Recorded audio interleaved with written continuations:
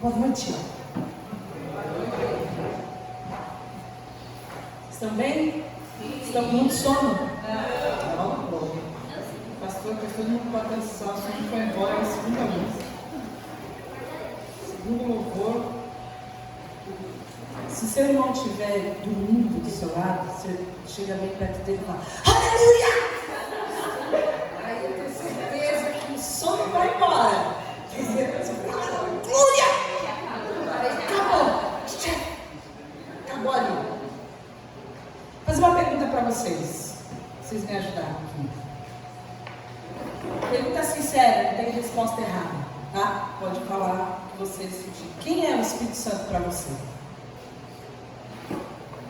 Quem for falar, fala alto, todo mundo quer saber. Consolador, companheiro, o que mais? Ajudador, o que mais? Oi? Testificador da fé, o que mais?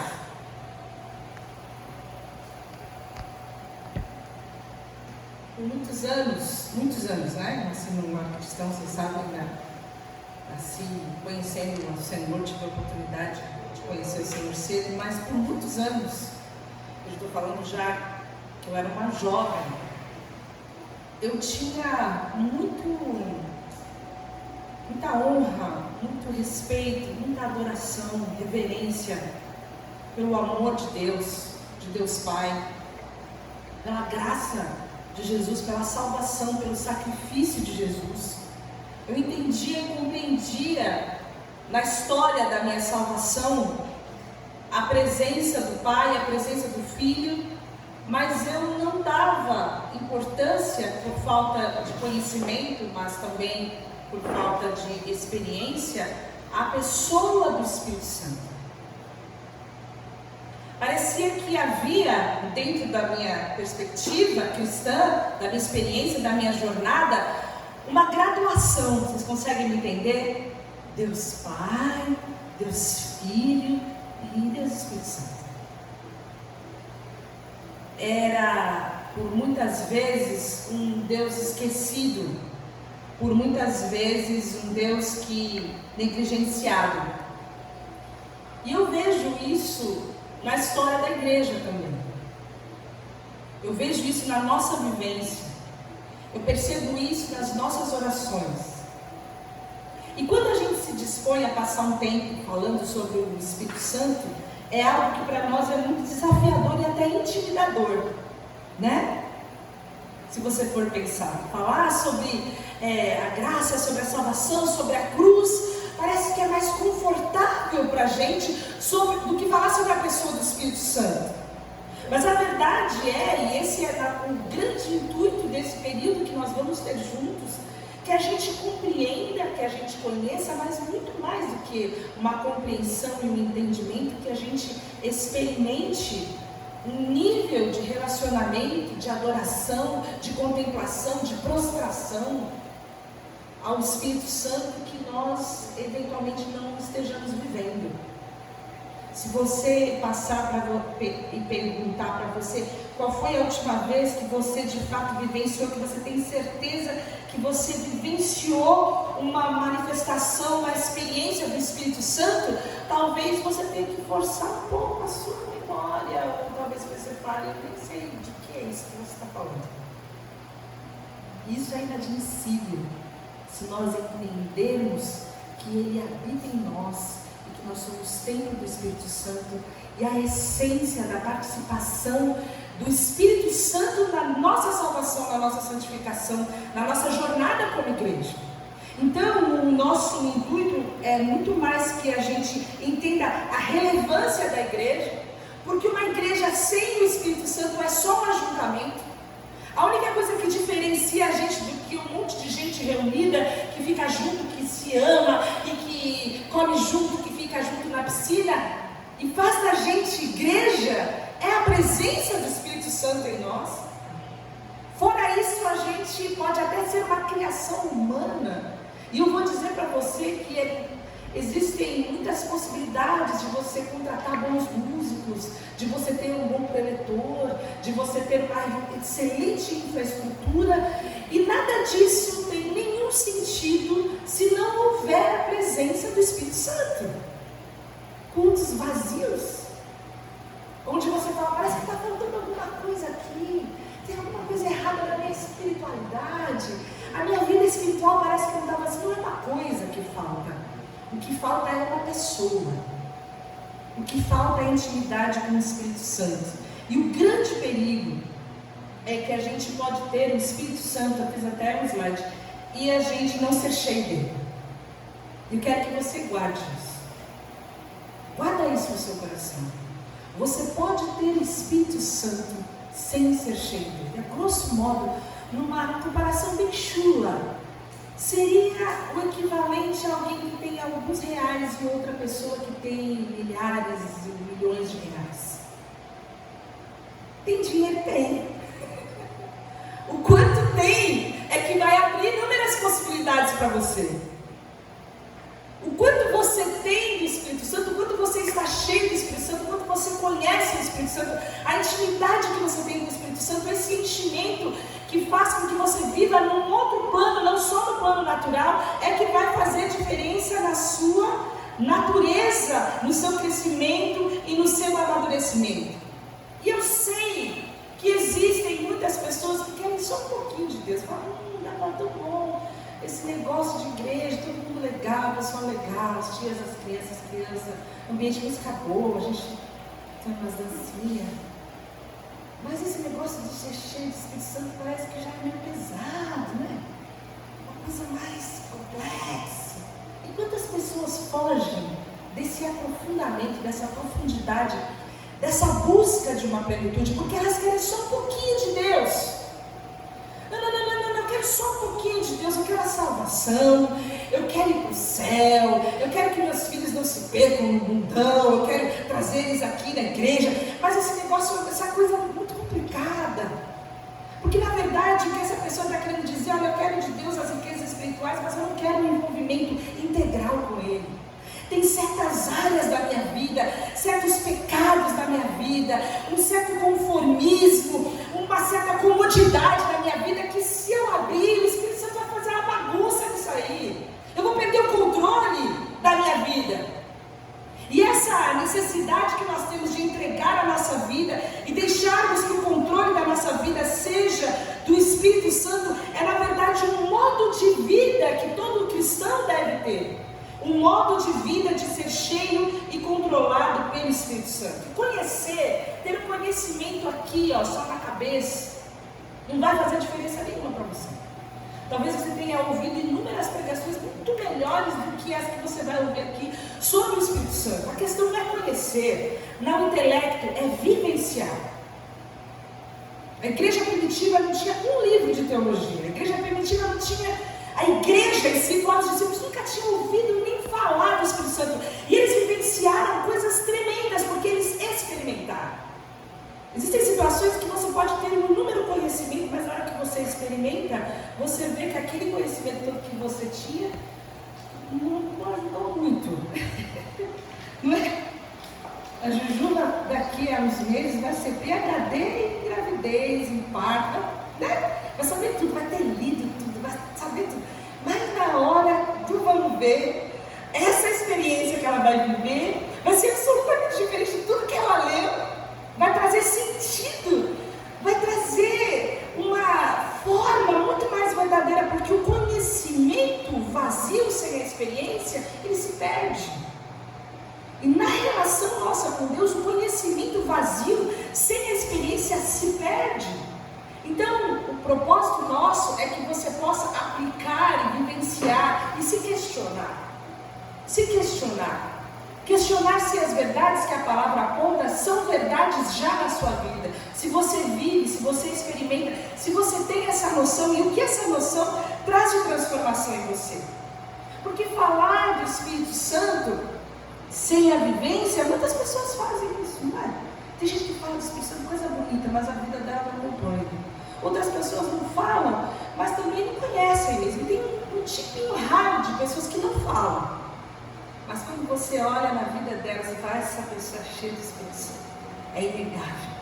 É inegável que é cheia de Espírito Santo. Então, eu gostaria que a gente pudesse trabalhar essas ideias que vocês trouxeram sobre quem é o Espírito Santo. Quem é o Espírito Santo? A primeira coisa que a gente tem em mente, que você precisa saber, é que ele é uma pessoa da Trindade. Que Pai, Filho e Espírito Santo são um só. Iguais em força, iguais em poder, iguais em majestade. E pode ser que você tenha esse conceito, mas isso ainda não se transformou em adoração dentro de você. E você pode orar e falar: Espírito Santo, se revela para que eu te ame, para que eu te contemple, para que eu te adore com a mesma intensidade que eu adoro o Filho que deu a sua vida na cruz por mim. Que eu ame, adore e contemple da mesma forma que o Pai que entregou o seu Filho na cruz por mim. Eu quero te conhecer, eu quero vivenciar, eu quero entender o que a tua deidade, a tua divindade se revela na minha vida, como isso se revela na minha vida. E essa é uma das verdades básicas e mais profundas do Espírito Santo. Que não foi o Pai que criou o Filho e nem foi o Filho que criou o Espírito Santo. Eles não são criados, eles são eternos, eles sempre existiram. E são iguais em força, essência e poder. E a gente poderia começar lá do Gênesis, quando você abre o Gênesis, lá no Gênesis 1, fala que o Espírito estava lá pairando sobre as águas. E a gente poderia vir pontuando cada momento em que o Espírito Santo se manifestou no Antigo Testamento. E nós teríamos um estudo muito comprido, mas eu gostaria que você lembrasse do momento em que o Espírito Santo veio. Você sabe quando o Espírito Santo veio, em que momento que ele se manifestou? Quem sabe? Atos 2. Jesus tinha dado uma promessa, num momento dramático. Você imagina que você está a poucas horas de você se despedir da pessoa que você mais ama? Era esse o momento. Era o momento de despedida. Jesus sabia que ele sairia dali e ele iria para o Getsemane, depois ele seria preso, depois ele seria açoitado, depois ele seria injustamente morto. E ele conversa com seus amigos e ele fala para eles uma coisa muito importante: é necessário que eu vá para que ele possa chegar. Então Jesus passa por todo o horror da cruz e ele então é um ressurreto. E ele chega e se encontra com seus discípulos. Em Atos 1:8 fala: mas receberão poder quando o Espírito Santo descer sobre vocês, e vocês serão minhas testemunhas em Jerusalém, em toda a Judéia, em toda a Samaria e até os confins da terra. Em Atos 2:1-4 fala: e viram o que parecia línguas de fogo que se separaram e pousaram sobre cada um deles. Todos ficaram cheios do Espírito Santo e começaram a falar noutras línguas, conforme o Espírito os capacitava. O texto fala que eles estavam todos juntos num só lugar, estavam juntos aqui como a gente. E de repente veio um estrondo, um barulho muito forte. E junto com esse barulho muito forte, o texto fala que a casa toda se encheu. E aí eles receberam o batismo no Espírito Santo e eles começaram a falar em outras línguas conforme o Senhor os capacitava. Aquelas pessoas que estavam tão próximas de Jesus, estavam lá, aqueles 11, esperando, não sabiam o quê, porque Jesus falou: vocês fiquem em Jerusalém, vocês fiquem lá quietinhos, porque vocês vão receber poder. E eles ficaram sabendo: mas quando é? E quem é? E que poder é esse? E quem é que vai chegar? E como é que vai ser? E sabiam que eles tinham que esperar. E quando Jesus ressurreto fala, a mínima coisa que você tem que fazer é obedecer. E eles ficaram lá, obedecendo. Eles estavam lá trancafiados quando tudo isso aconteceu. E o texto fala que todos ficaram cheios do Espírito Santo. Quem são esses que ficaram cheios do Espírito Santo? Aqueles que alguns dias atrás tinham corrido. Aqueles caras que alguns dias atrás tinham se escondido. Aqueles que em algum momento, como Pedro, foi questionado se ele conhecia Jesus, se ele era próximo dele, se ele era discípulo, e ele não, negou Jesus. Só que você vê uma mudança abrupta, uma mudança radical na vida desses homens, quando eles têm um encontro com o Espírito Santo. E você vê isso no decorrer de Atos, porque eles nunca mais foram os mesmos. Eles se tornaram intrépidos, eles cheios do Espírito Santo falavam, e milhares de pessoas se convertiam e elas se rendiam a Jesus. A gente lê sobre Estevão, o primeiro mártir, a gente vê Paulo, que era um sujeito que era assassino de cristãos, se tornar depois um grande mestre e aquele que se mostra às pessoas como seguir a Jesus. Eles não eram mais tímidos, eles não eram mais confusos, eles não se escondiam mais,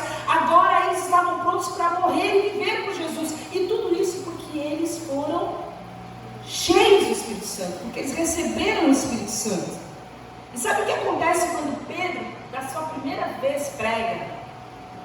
Ele prega e havia um poder, uma autoridade tão grande nele, que o texto fala em Atos 2, passa para mim, 37 a 38, que quando eles ouviram, aquelas pessoas ouviram, eles ficaram aflitos.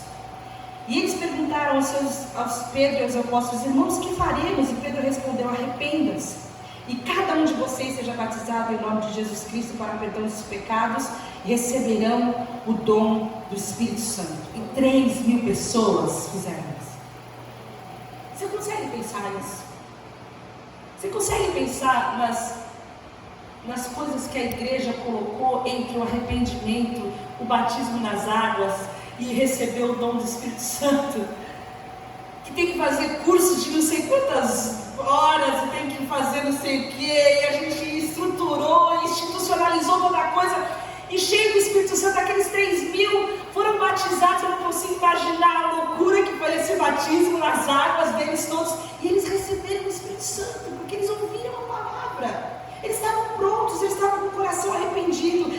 E depois você abre em Atos 4, e de novo, dessa multidão dos que creram, eles tinham um só coração, e o lugar onde eles estavam, ele tremeu, e todos eles ficaram cheios do Espírito Santo. E o texto fala que com grande poder os apóstolos continuavam a testemunhar a ressurreição, e a grandiosa graça estava sobre eles. E você vai avançando na leitura, você vai lendo Atos, e você vai vendo que coisa grandiosa que é o Espírito Santo.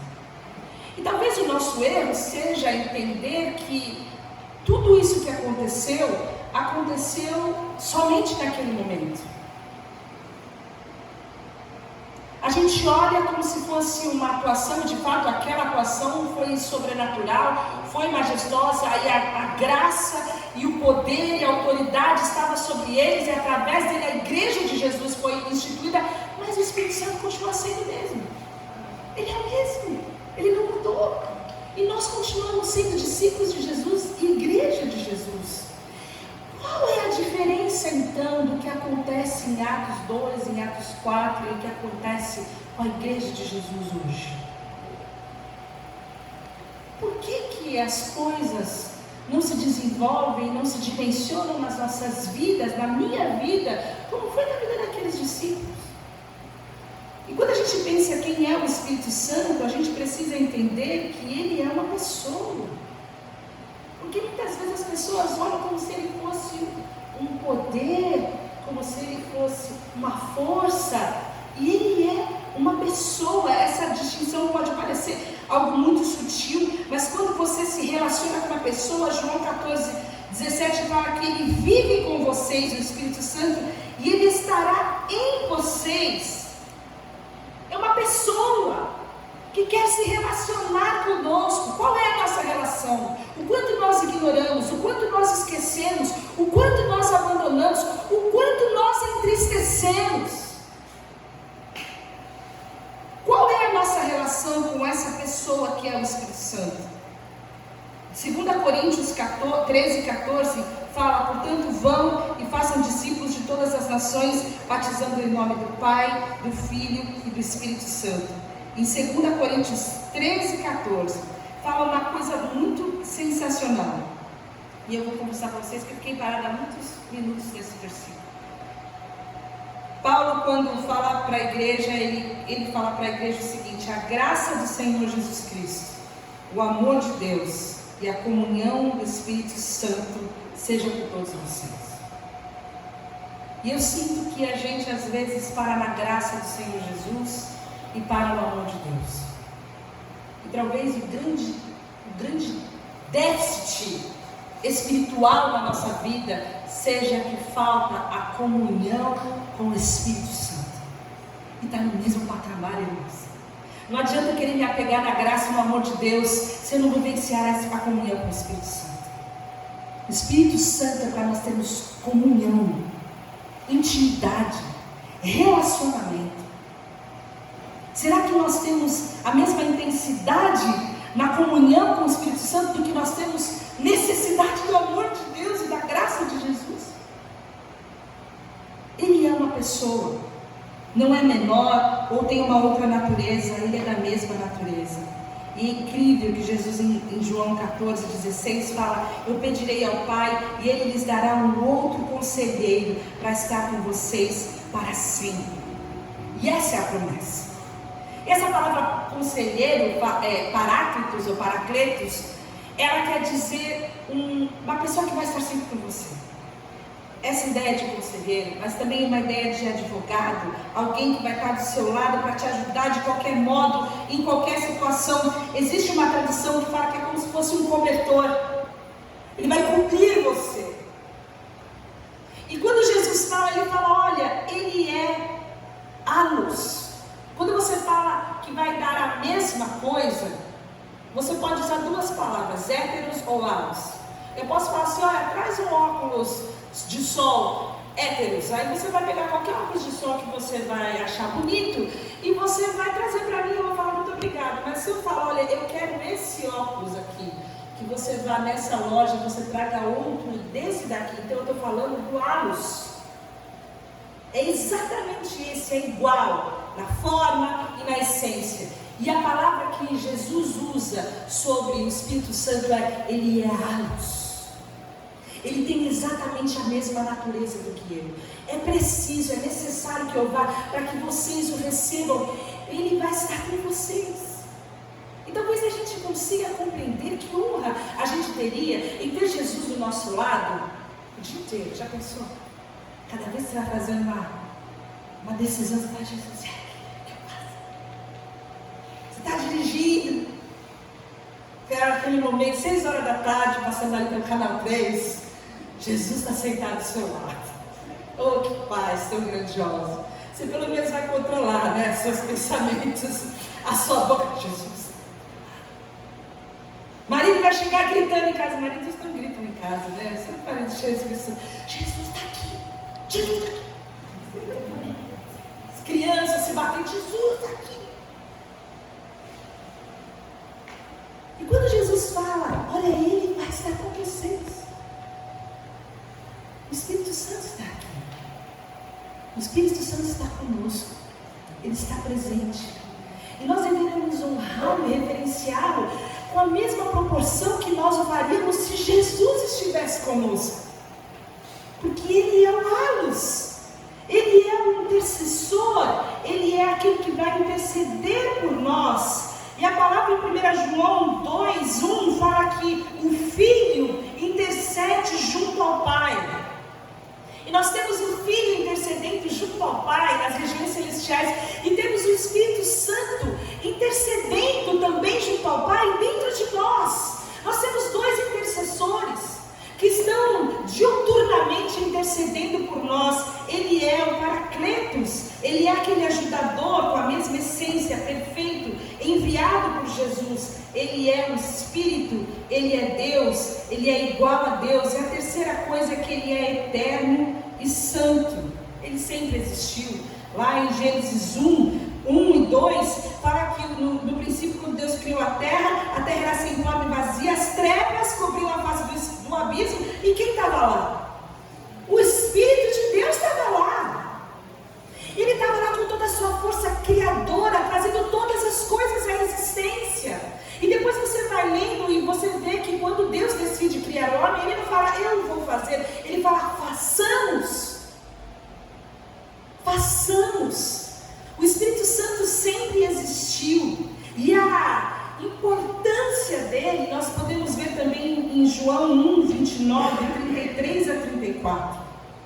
Quando João, que foi um grande precursor de Jesus, aquele que anunciou a vinda de Jesus, fala sobre Jesus, ele não fala só que Ele é o Cordeiro de Deus. Ele não é só aquele que fala que Jesus é o Cordeiro de Deus que tira o pecado do mundo. Ele dá o seguinte testemunho: eu vi o Espírito descer sobre Ele. Eu sei que Ele é o Filho de Deus, porque eu vi o Espírito descer como Ele, como pomba. Por isso que tantas situações nós usamos essa imagem, porque foi a primeira materialização que nós temos ali da presença do Espírito Santo. Foi nesse momento do batismo de Jesus, quando o Espírito desceu como pomba. E Ele fala: eu não teria reconhecido, mas aquele que me enviou a batizar, aquele que me chamou, aquele que me designou, ele falou o seguinte para mim: olha, aquele sobre quem você vir descer o Espírito, esse é o que batiza com o Espírito. A importância que João dá para Jesus não é só que ele é aquele que vai morrer, mas aquele por meio do qual o mundo vai poder ser imerso, batizado no Espírito Santo. Era necessário que Jesus viesse para que o mundo, a humanidade, pudesse conhecer o Espírito Santo. Essa é a importância do Espírito Santo, porque através de Jesus ele veio e a humanidade então pôde conhecê-lo. Ele é aquele que, além de eterno, que sempre existiu, ele é santo. E o nome dele já diz que ele é santo. A crise acontece quando você fala: o Espírito Santo habita em mim. E a gente tem uma mania rude de tratar o nosso corpo como se fosse uma caixa de pecados. A gente negligencia, a gente olha para a nossa carne, para todas as dominações que a nossa carne tem, mas foi dentro de nós que o Espírito Santo decidiu habitar e tornar também cada um de nós santos. E esse mesmo Deus, esse mesmo Espírito, ele tem vontade e desejo próprio. E ele decidiu na sua palavra se manifestar para nós como aquele que tem sentimento. Não que ele tenha um sentimento semelhante ao nosso, mas é o que a palavra fala sobre ele ser entristecido. Em Isaías 63, 10 fala: apesar disso eles se revoltaram e entristeceram o seu Espírito Santo. Efésios 4:30 fala: não entristeçam o Espírito Santo de Deus, com o qual vocês foram selados para o dia da redenção. Como que a gente pode entristecer o Espírito Santo de Deus? Você sabe como você pode entristecer seus pais, que você deve honrar? Você sabe como você pode entristecer seu marido, sua esposa? Você sabe como você pode entristecer o seu melhor amigo? Como você pode entristecer o Espírito Santo de Deus? Às vezes a gente pensa que ele não tem sentimentos, mas se nós somos criados à imagem e semelhança dele, o que a tristeza faz? Quando você está triste com alguém, o que você faz? Você se afasta. E é essa situação que a palavra nos remonta aqui. Não crie uma situação para que você se sinta afastado do Espírito Santo. Não se mantenha numa situação onde falta a comunhão, porque você precisa tanto do amor de Deus, da graça do Espírito Santo, como você precisa da comunhão, da graça de Jesus, como você precisa da comunhão do Espírito Santo. E ele tem vontade, porque ele distribui todos os dons, ele distribui a sua igreja segundo a sua vontade. O texto de 1 Coríntios fala: conforme ele quer, ele está absolutamente no controle. E a última coisa, ele é onipotente, ele é onisciente, e ele também é onipresente.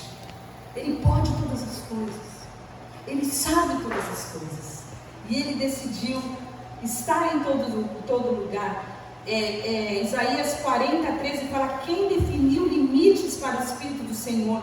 Quem o instruiu como conselheiro? Porque o Espírito penetra todas as coisas, ainda das profundezas de Deus. Então nós sabemos que ele é Deus, nós sabemos que ele é santo, nós sabemos que ele é igual em poder, em majestade, em honra, em força e formosura. Mas nós o honramos dessa maneira.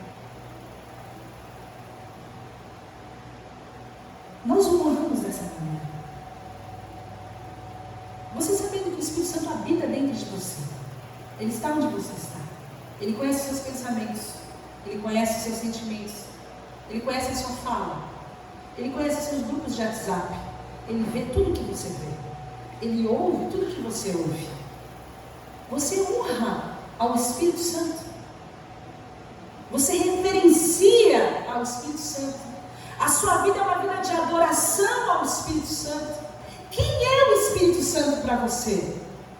Porque enquanto você definitivamente não responder essa pergunta, você jamais vai compreender o que é a comunhão do Espírito Santo. Você não pode ter comunhão com quem você não conhece. Quem é o Espírito Santo para você? Quem é? Não adianta a gente ter a aula teológica dele ser Senhor, dele ser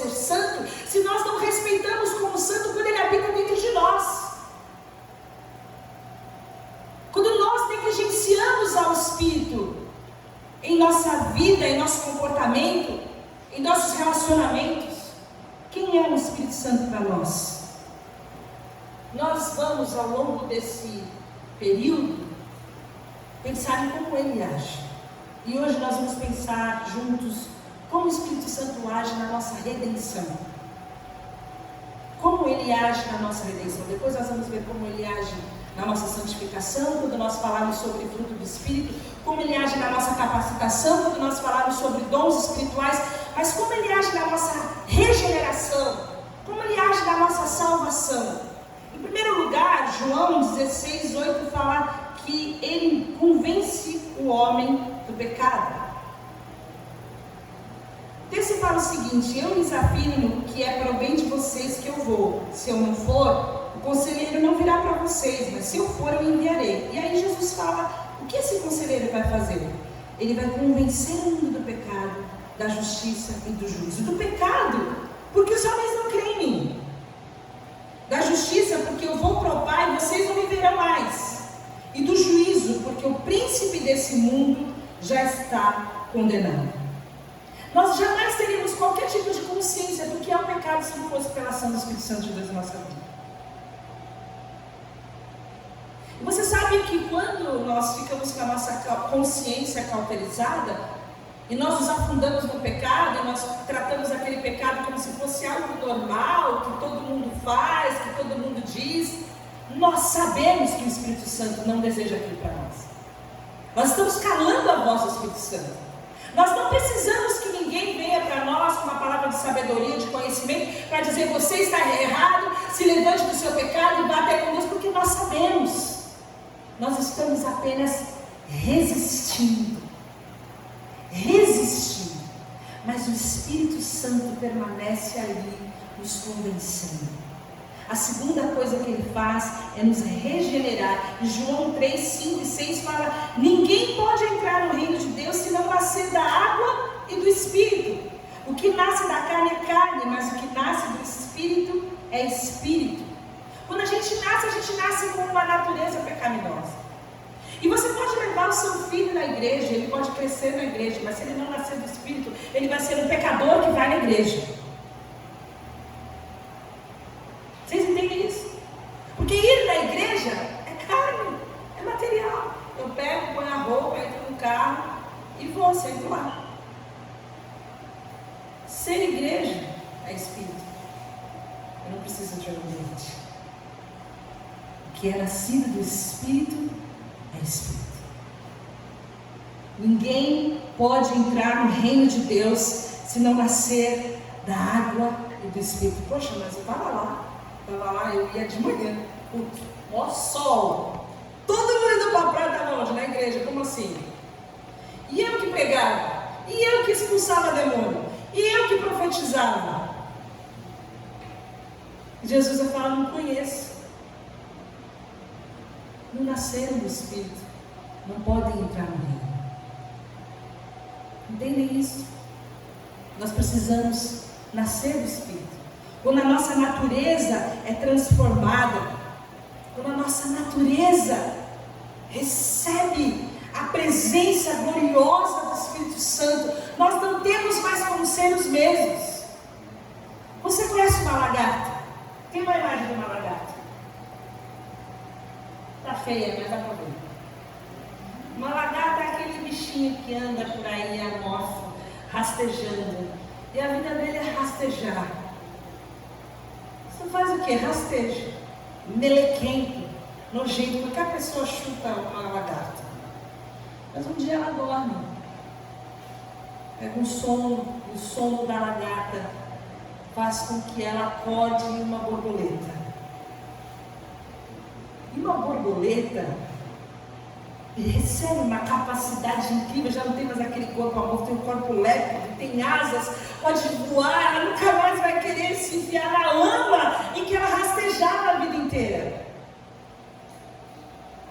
E quando o Espírito Santo nasce e nos faz novas criaturas, Ele nos transforma. E viver-se na perspectiva das capacidades daquilo que o Espírito Santo está gerando em nós é semelhante a uma lagarta com asas.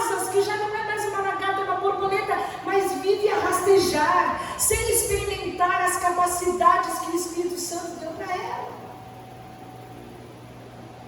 Quantas pessoas vivem rastejando na vida espiritual como se pecadores não redimidos fossem, sem compreender a grandeza da regeneração? Ele é aquele que garante a nossa salvação. Ele garante. O texto fala, ele é o penhor que nos dá garantia. Quando vocês ouvirem e creram na palavra da verdade, o evangelho que os salvou, vocês foram selados com o Espírito Santo da promessa, que é a garantia da vossa herança, até a redenção daqueles que pertencem a Deus para o louvor da sua glória. O Espírito Santo garante. Vocês já tiveram que dar calção em algum lugar? Tiveram que dar? Vai alugar aquelas coisinhas lá, tem que dar calção. Vai alugar apartamento, tem que dar. Não é isso que acontece? O que aquilo quer dizer? O que aquele calção de 3 meses que você dá de aluguel quer dizer? Que se você não pagar, eles vão descontar, então vão ficar com aquela grana lá. Aquela grana garante a tua inadimplência, não é isso? É isso que o Espírito Santo faz por nós. Ele habita dentro de nós e fala, eu garanto. Mas esse pessoal é igual pagador pra caramba. Você vai habitar nesse pessoal, esse pessoal é endividado, mas eu garanto. Eu sou a garantia, eu sou o penhor, ele é o penhor, ele garante a nossa salvação. E mais do que isso, o texto fala que ele é o selo. E o selo é diferente desse selo que a gente conhece. O selo era aquela serinha antiga e eles tinham um carimbo, e aquele carimbo trazia algumas qualidades para o conteúdo. Aquele carimbo queria dizer que aquilo que estava ali dentro era autêntico, que era de verdade, que quem enviou estava garantindo aquilo ali. Aquele carimbo estava dizendo que aquele pacote tinha um dono. O cara do monograma ali é o dono daquele pacote. E mais do que isso, ele tornava inviolável. Ninguém podia arrancar nada do que estava naquele pacote. Aquilo trazia segurança. E o texto fala que o Espírito Santo ele nos selou. Ele é quem assegura a nossa salvação. Ele nos torna seguros, ele nos torna invioláveis, ele nos torna autênticos. É Ele que garante a vida de Deus em nós. Por último, Ele testifica que nós somos filhos de Deus. Ele testifica que nós somos filhos de Deus. O texto fala, o próprio Espírito testemunha ao nosso Espírito que somos filhos de Deus. E é lindo. O texto fala que uma outra versão, não sei se foi essa que eu peguei, o texto anterior fala, vocês não receberam um Espírito que os escravize para novamente temer, mas receberam um Espírito que os adota como filhos. O Espírito nos adota como filhos. Sabe por quê? Porque nós, pela nossa natureza, não poderemos ser filhos de Deus. Deus é santo. Nós somos pecadores. E quando o Espírito Santo vem dentro de nós, Ele nos santifica, que é esse processo que nós vamos falar depois. Quando nós temos o arrependimento, nós somos batizados, nós somos imersos no Espírito Santo. Ele nos torna aptos a sermos filhos. Ele nos adota. Às vezes você consegue ver a grandeza de uma família que adota um cachorrinho de rua, mas não consegue ver a grandeza de ser adotado pelo Espírito Santo e ser chamado filho de Deus. E não é um filho qualquer, não é um filho renegado, é um filho que tem liberdade de chamar o pai de paizinho, é um filho íntimo, é um filho que chama o pai de Abba. Esse Espírito testifica ao nosso espírito que nós somos filhos de Deus. É como se você sempre soubesse que você é filho de Deus. Mas em determinado momento, como as nossas crianças caem, se ralam, se machucam, eles chegam para perto do pai, eles querem colo. E o pai pega no colo e fala, oh meu filho, o que aconteceu? E o beijo do pai e da mãe cura todas as dores, não é assim? O beijo do Espírito Santo em nós testifica que nós somos esse filho amado.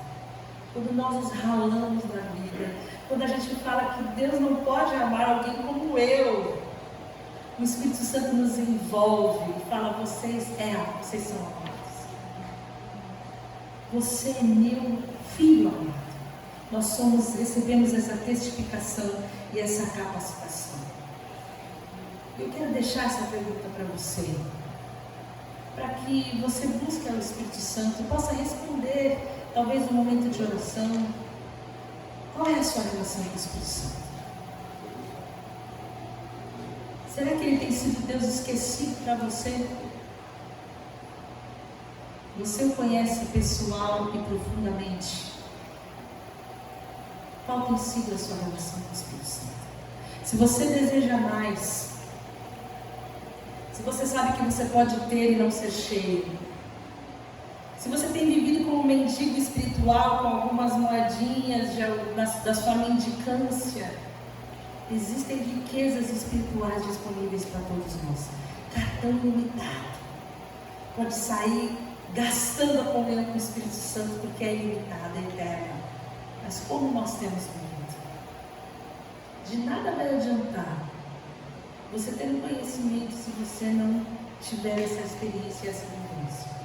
E a minha oração, a nossa oração, é que o Espírito Santo nos leve para um lugar mais fundo. Amém. Que a gente saia da rabeira, do raso, e a gente vá para mais fundo, para conhecê-lo mais, para desejá-lo mais, para que ele controle a nossa vida, a nossa mente, os nossos sentimentos, o nosso coração, para que a gente entenda qual é a dimensão da produção do fruto da nossa santificação, para que a gente entenda qual é a capacitação que nós recebemos com os dons espirituais, para que a gente deseje ser cheio, porque ser cheio parte de um desejo pessoal. Se você não desejar ser cheio de Deus, receber esse enchimento de Deus, nós não seremos cheios. Mas se todos formos cheios, nós vamos experimentar o avivamento, que é aquilo que o Espírito Santo quer fazer em nós. E eu creio nisso, em nome de Jesus. Vamos orar. Senhor, nós te agradecemos pela oportunidade que nós temos de estar aqui. O Senhor sabe o que significou para tantas pessoas